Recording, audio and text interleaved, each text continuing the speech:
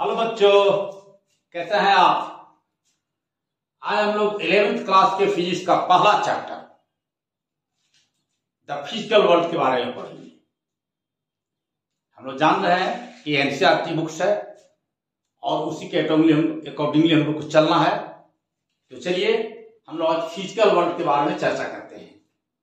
Actually ये class जो हमारा होगा एकदम इंट्रोडक्टरी क्लास होगा और उसमें हम लोग फिजिकल वर्ल्ड के बारे में चर्चा करेंगे, साथ ही साथ साइंस क्या है उसकी भी चर्चा करेंगे, साइंटिफिक मेथड क्या होते हैं इसकी भी चर्चा करेंगे और फिजिक्स पढ़ने का तरीका क्या होता है इसको भी हम लोग थोड़ा सा डीप करेंगे। तो चलिए स्टार्ट करते हैं द फिजिकल वर्ल्ड।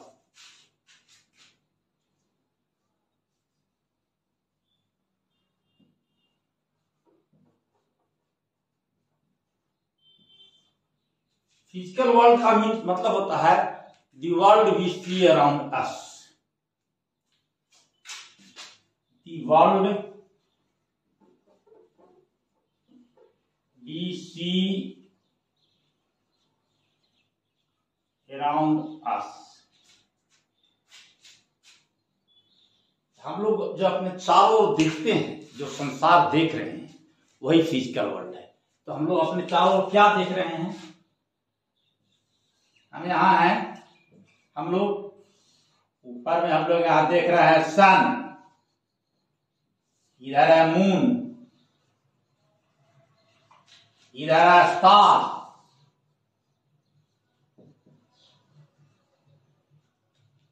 इधर है सी समुद्र, इधर है आपका ट्रेन, बस, ट्रेन, यहां पर है एरोप्लेन,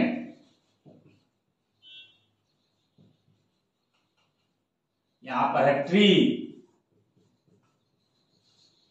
यहां पर है कैटल,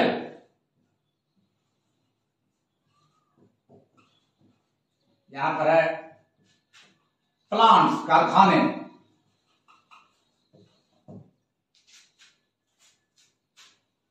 तो इन सारे चीजों को हम लोग अपने चारों तरफ देख रहे हैं और ये सारे सभी चीज फिजिकल वर्ल्ड के अंतर्गत आते हैं। तो हम लोग इन्हीं सब चीज के बारे में अध्ययन करेंगे, सन, मून, सी, स्टार्स, और थोड़ा सा इसमें और चर्चा कर देंगे चीज छूट रहा हम लोग का रेन, रेनबो, और ये हुआ तो आप क्लाउड भी कर सकते हैं कि बादल भी छूट रहा है। बहुत सारी चीजें हैं जो हम लोग सामने आपने देखते हैं और देखते ही नहीं हैं, बल्कि जिन चीजों को हम नहीं भी देखते हैं उसको भी हम लोग फिजिकल वर्ल्ड में करते हैं। जैसे आप हवा को नहीं देखते हैं लेकिन आप एक्सपीरियंस करते हैं, वैसे ही लाइट को आप नहीं देखते हैं, लाइट द्वारा किए गए काम को देखते हैं, ड्यूट को देखते हैं, फिर भी हम लोग उसका अध्ययन करते हैं। उसके अलावा एटम्स को हम अपनी नंगी आंखों से नहीं देखते हैं, तो क्या एटम्स के बारे में हम लोग पढ़ते हैं, न्यूक्लियस के बारे में पढ़ते हैं जिसको हम लोग नहीं देख पाते।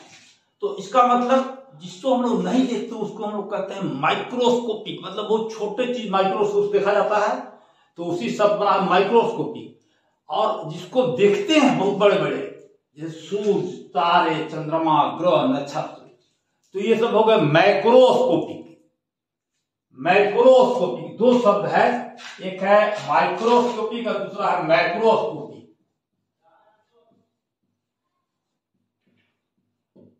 यह है माइक्रोस्कोपिक। तो ये हम लोग फिजिकल वर्ल्ड में माइक्रोस्कोपिक से लेकर के मैक्रोस्कोपिक तक हम लोग स्टडी करते हैं और जानते हैं। तो हम लोग अब आगे बढ़े फिजिकल वर्ल्ड में पढ़ने के लिए, उसके पहले थोड़ा सा हम लोग जाने कि वाकई में साइंस क्या होता है। तो इसको हम लोग मिटाते हैं और मिटा करके साइंस के बारे में पता करते हैं कि साइंस क्या होता है। आइए बच्चों अब हम जाने कि साइंस क्या होता है। तो साइंस देखिए, साइंस साइंटिया शब्द से निकला है। ये लैटिन वर्ब का शब्द है, लैटिन वर्ब।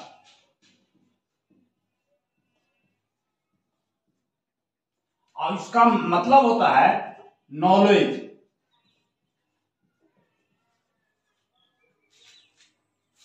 लैटिन शब्द है साइंटिया और उससे होता है निकला है साइंस, मतलब नॉलेज। ये साइंस के इक्विवेलेंट आते हैं, सिनोनिम आप कह सकते हैं। संस्कृत में होता है संस्कृत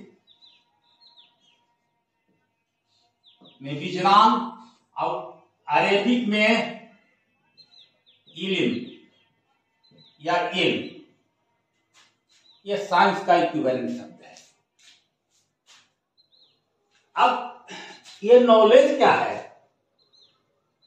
नॉलेज है कि किसी चीज के बारे में जो रैंडम इंफॉर्मेशन अगर है तो उसको हम लोग कहते हैं knowledge. Random information of anything is called knowledge. तो ये वाकई में नॉलेज जो है random information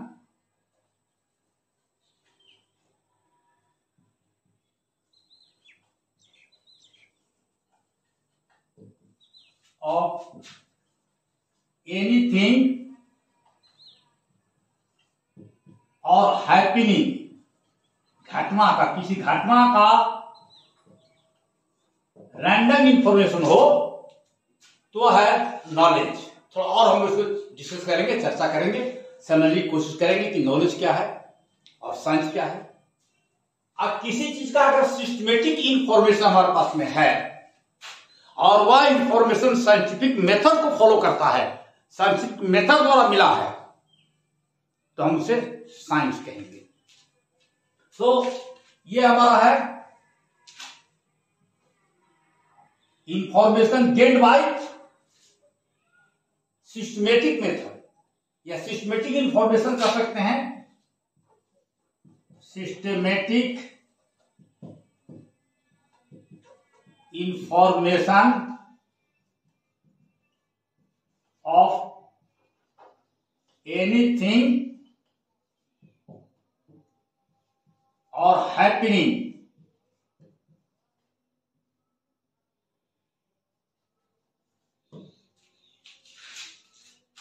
gained by scientific method. इसमें एक नया शब्द जुड़ा कि ये कैसे पाया जाता है, ये इंफॉर्मेशन कैसे मिलता है, गेन्ड बाय साइंटिफिक मेथड।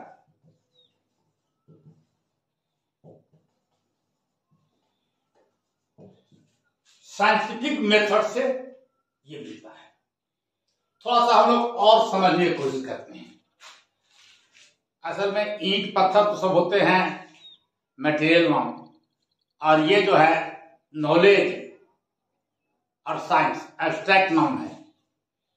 तो इसको हम लोग जैसे हैप्पीनेस को नहीं माप सकते हैं, इसको भी हम लोग मापने के लिए कोई पैमाना नहीं है, लेकिन फिर भी एक ट्राई करते हैं समझने की। देखिए कहीं पर मान लीजिए कि अगर हीप ऑफ ब्रिक्स है, ईंट का ढेर लगा हुआ है, ये ईंट का ढेर में यहां पर है चौथाई ईंट है, उसके बाद पूरा ईंट है, उसके बाद टुकड़ा आ गया छोटा, फिर बड़ा टुकड़ा आ गया, फिर छोटा आ गया, फिर 3/4 ईंट है, उसके बाद हाफ ईंट आ जा रहा है, फिर यहां पर आ जा रहा है छोटा एक टुकड़ा आ गया है, फिर यहां पर आ गया है 2/3 ईंट आ गया। इस ढंग से ये रैंडमली चल रहे हैं। तो ये ईंट जो है मतलब ऊपर नीचे है, वैसे ही ज्ञान बिखरा हुआ है। किसी पेड़ के बारे में आपको ज्ञान है तो हो सकता है कि आप फल के बारे में पूरा ज्ञान रखते हो और जड़ के बारे में पता नहीं कि हाँ जड़ अगर सूख जाए, ये जड़ से पौधा को पानी नहीं मिले तो फल बनेगा ही नहीं बनेगा। ये आपको पता है कि पेड़ ये फल देता है और फल का सारा गुण मालूम है, लेकिन और उसका पेड़ के बारे में कुछ जानकारी नहीं है। तो ये साइंटिफिक मेथड नहीं हुआ, क्योंकि साइंटिफिक मेथड में उस पौधा के बारे में, उस ट्री के बारे में पहले जानकारी प्राप्त करेंगे, उसके द्वारा जो फल मिल रहा है, फ्रूट्स, उसका भी जो प्रॉपर्टी है उसको हम स्टडी करते हैं। साइंटिफिक मेथड में थोड़ा सी को हम लोग देखें कैसे करेंगे। तो ये हीप ऑफ ब्रिक्स जो है, देखिए कैसे करेंगे। ये पहले रख देंगे समूचा को, उसके बाद 2/3 ईट को रख दे, या 2/3 मतलब 3/4 कहिए, 3/4 ईट को रखे, उसके बाद 2/3 इसको रख दे, उसके बाद हाफ को रख दे। अब आप कुछ आइडिया मिल रहा होगा इसमें कि आगे क्या रख सकते हैं। तो आगे हम लोग रख सकते हैं इसमें क्या होगा 1/4, उसके बाद क्या बड़ा टुकड़ा, उसके बाद छोटा टुकड़ा, उसके बाद और छोटा टुकड़ा, छोटा टुकड़ा। तो यहां पर यह सिस्टमेटिक है, हमको पता है कि आगे क्या होगा, इसलिए एक छोटा हाफ से शुरू किया, सॉरी यहाँ पर एक पहले आ जाएगा और हाफ तो बहुत बाद में आएगा, एक ही रहना चाहिए, यहाँ पर एक रहेगा। तो ये इसमें हम लोग प्रेडिक्ट कर सकते हैं। तो आप देखेंगे साइंटिफिक मेथड में एक प्रिडिक्शन में बहुत महत्वपूर्ण चीज होता है कि जहां तक आप खोज कुछ कर लिए हैं, जान गए हैं, जो आपको नॉलेज आपको है, उस नॉलेज के आधार पे on the basis of the gain knowledge you can predict the future. ये साइंस का एक नेचर होता है। तो आइए अब हम लोग इसको मिटाते हैं और मिटा करके साइंटिफिक मेथड पर चर्चा करते हैं।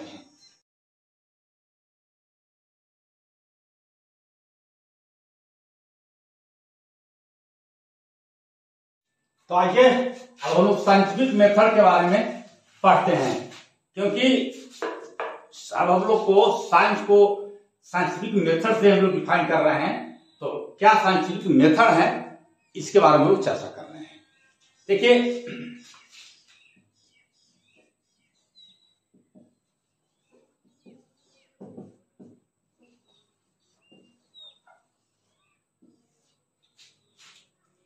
पहला है कि सिस्टमेटिक ऑब्जर्वेशन होना चाहिए।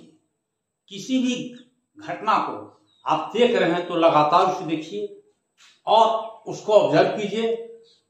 जैसे केपर महोदय है, जब प्लेनेटरी मोशन खोजा होगा तो उनको उस खोजने में बरसों लग गए, क्योंकि वे लगातार प्लेनेट्स के जो मोशन है उसका स्टडी कर रहे थे। तो इसमें सबसे पहला चीज है systematic observation of anything, any happening. किसी भी घटना को सिस्टमेटिक ऑब्जर्वेशन आप कीजिए।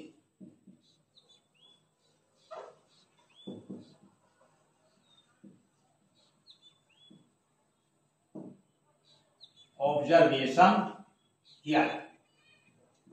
दूसरा है कंट्रोल एक्सपेरिमेंट।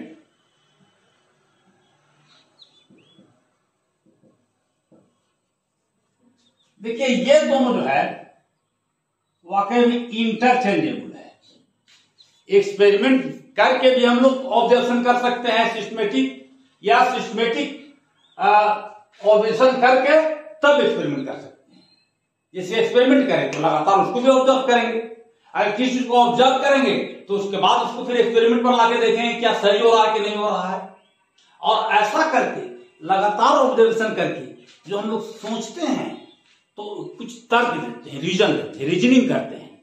तो रीजनिंग से हम लोग कुछ ऐसा चीज निकालते हैं जिसको हम माप सकें। तो कहें कि quantitative approach by qualitative thinking. तीसरा जो होगा scientific method quantitative approach by qualitative thinking.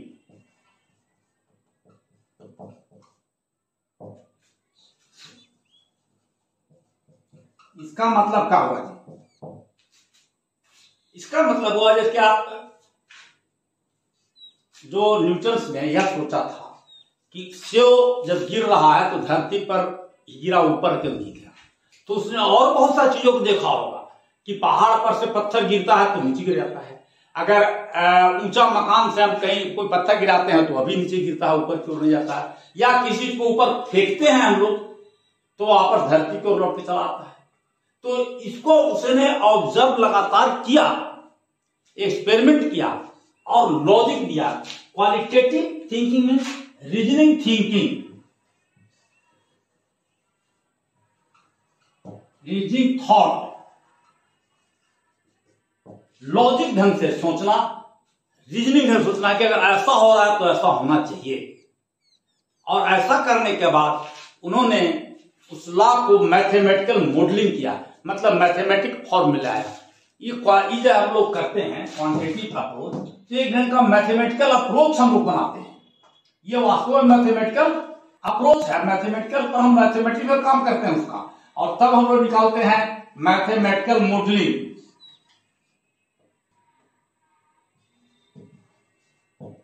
Modelling of anything,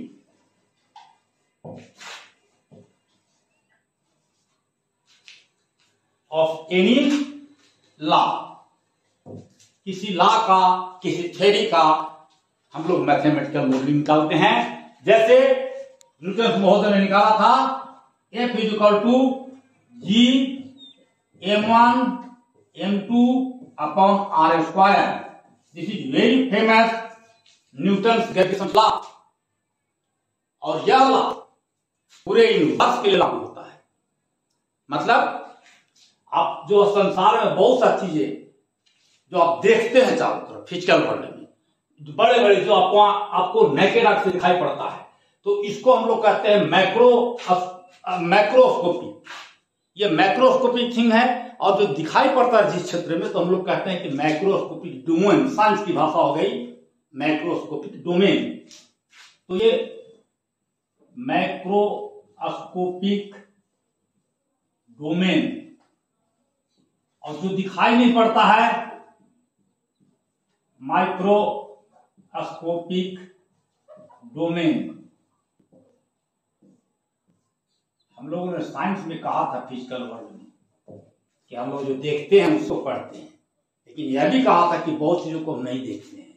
microscopic मतलब बहुत छोटे, जैसे एटम हुए, न्यूक्लियस है, इलेक्ट्रॉन है, प्रोटॉन है, ये बहुत छोटे हैं, तो इनको हम लोग देखते नहीं हैं, लेकिन फिर भी इनके बारे में स्टडी करते हैं। तो यह जो लॉ है बहुत बड़े से लेके बहुत छोटे पर भी लागू होता है। आप कहिएगा कि प्रोटॉन के बीच में तो रिपल्सन हो जाता है, अट्रैक्शन क्यों नहीं हो जाता है? क्योंकि यह फोर्स हमेशा अट्रैक्टिव है, या इसलिए कि वीकर फोर्स है, ये लगता है लेकिन डोमिनेट वहां करता है repulsive force, charge of proton. तो सब समझ रहे हैं, प्रोटॉन पर पी चार्ज है, अभी प्रोटॉन पी है, तो आप कहिए कि दोनों का मास होगा कुछ सर, दोनों अट्रैक्ट करने एक दूसरे करता नहीं करेगा, क्योंकि इसका जो चार्ज है डोमिनेट करेगा। ये वीकेस्ट फोर्स की नेचर है, जबकि ये स्ट्रॉन्गेस्ट फोर्स है, ये स्ट्रॉन्ग इलेक्ट्रोमोटिव फोर्स है, ये इसलिए यहां डोमिनेट नहीं करेगा, रिपल्सिव फोर्स डोमिनेट करेगा। ये लास्ट में जब हम सारे लॉज को पढ़ते हैं तो उसको हम लोग क्या करते हैं कि वेरीफाई करते हैं, बार बार एक्सपेरिमेंट करेंगे, बार बार एक्सपेरिमेंट करेंगे और उसको वेरीफाई करने की कोशिश करेंगे। तो पांचवा काम हम लोग करते हैं वेरिफिकेशन।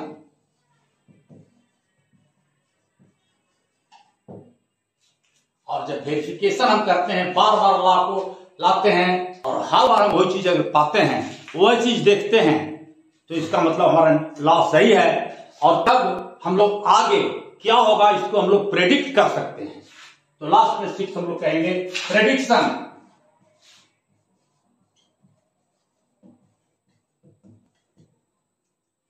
तो लास्ट में हम लोग प्रेडिक्ट कर सकते हैं। ठीक उसी प्रकार याद कीजिए कि साइंस में हमने कहा था कि अगर ईंट का ढेर अगर बहुत सा लगा हुआ है, और ईंट का ढेर में अगर यहाँ पर ये साइंस है, तो यहाँ पर अगर पहला 1 है और उसके बाद 3/4 बिट्स है, उसके बाद 2/3 है, आगे है हाफ, तो आप कह सकते हैं कि आगे होगा 1/4 होगा, इससे छोटा होगा, और उसके बाद आगे टुकड़े हो सकते हैं।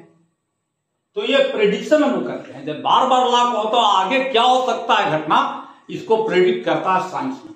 यही हमारा साइंटिफिक मेथड है, इसको आप कह सकते हैं सिस्टमेटिक मेथड कहिए, ये सिस्टमेटिक मेथड है। तो ठीक है, अब हम लोग थोड़ा सा अगले दिन क्या पढ़ेंगे इस पर चर्चा कर लेते हैं। बोर्ड को साफ कर दें।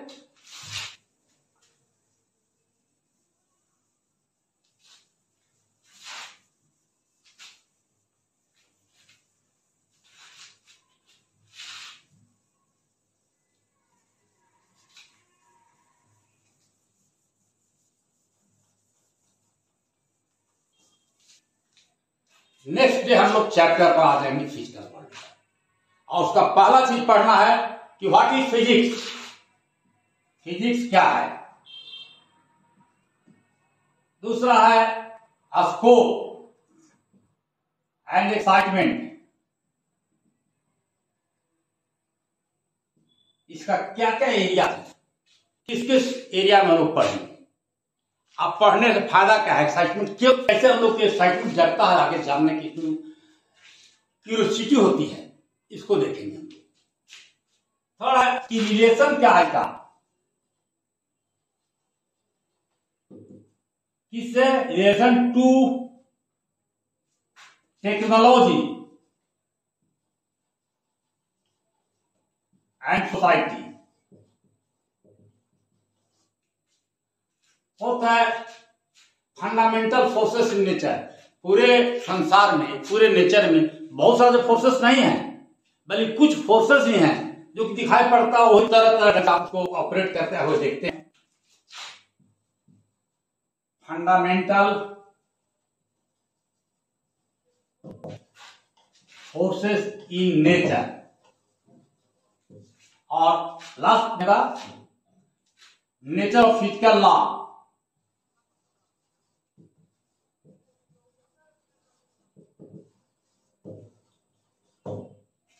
तो हम लोग ये सारा चीज अगले दिन डिस्कस करेंगे। तो चले, और अगर आपको actually I just want to introduce myself, और अगर मेरा अच्छा लगता है, आपको लगा है तो बहुत अच्छा, थैंक यू देखने के लिए।